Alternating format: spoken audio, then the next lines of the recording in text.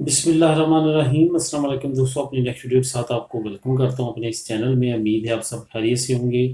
दोस्तों, जब मैं कोई भी वीडियो बनाता हूं तो प्लीज़ उसको गौर से सुना करें। उसमें जो बात कर रहा हूं उसको गौर से सुनने के बाद उसके नीचे जो मैं डिस्क्रिप्शन में लिंक देता हूं उसको भी प्लीज़ खुद भी रीड किया करें, ताकि अगर मेरी वीडियो में से कोई चीज़ की आपको समझ नहीं आई तो आप उस लिंक को रीड करेंगे तो आपको मज़ीद 100% समझ आ जाएगी। आज से 2-3 दिन पहले मैंने एक वीडियो शेयर की थी, एक लिंक शेयर किया था। उसमें मैंने आपको बताया था कि यूके ने 3 महीने की मोहलत दी है। अब वो जो मैंने लिंक शेयर किया था वो होम ऑफिस की वेबसाइट का था। होम ऑफिस मतलब कि जो इंग्लैंड की वजारत दाखिला है उनकी वेबसाइट का है। वही लिंक दोबारा आपको इस वीडियो के नीचे भी मिल जाएगा। असल में वो 3 महीने की जो मैंने बात की थी उसमें कुछ दोस्तों की तरफ से उसको गलत समझा गया। मैं यही कहूँगा कि गलत समझा गया, क्योंकि वो ये समझ रहे हैं कि शायद हम 3 महीने अभी मज़ीद अप्लाई कर सकते हैं, हमें टाइम दिया गया है। ऐसा नहीं है। असल में वो 3 महीने क्या हैं?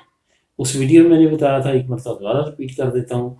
वो 3 महीने हैं, पहले अनाउंस किया गया था कि 30 जून 2021 तक जिन-जिन लोगों ने अप्लाई कर लिया, वो एलिजिबल हैं। जो अप्लाई नहीं कर सकेंगे उनको हम डिपोर्ट करना शुरू कर देंगे 30 जून के बाद, यानी कि जुलाई की 1 तारीख से। अब क्या हुआ कि इन्होंने कुछ लोगों को डिपोर्ट किया भी है, लेकिन वो जल्दबाजी में कुछ ब्लंडर ऐसे हुए हैं कि वो बाद में पता चला कि वो वेटिंग लिस्ट में थे।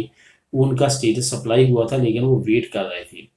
अब क्या हुआ है कि अब होम ऑफिस ने उस पे ना सिर्फ सॉरी किया बल्कि 3 महीने का एक्सटेंशन टाइम दे दिया है कि 3 महीने के अंदर अंदर तमाम यूरोपियन बाशिंदों को निपटा दिया जाएगा। इस वजह से 3 महीने के अंदर अंदर हम किसी को डिपोर्ट नहीं करेंगे। ये ग्रेस पीरियड समझ लें। इस वजह से इसका मतलब ये कतन नहीं है कि अभी आप अप्लाई कर सकते हैं। नई नेशनलिटी लेने वाले बिल्कुल अप्लाई नहीं कर सकते। 30 जून 2021 से पहले पहले अप्लाई हो सकता था अगर आपके पास 31 दिसंबर 2020 से पहले का कोई भी प्रूफ था कि आप यूके में थे। इस वजह से इस न्यूज़ को जो मैंने उस दिन भी आपको दी थी और आज भी दे रहा हूँ, उसका मतलब कतई ये नहीं है कि आप अभी भी ईयू सेटलमेंट स्कीम अप्लाई कर सकते हैं।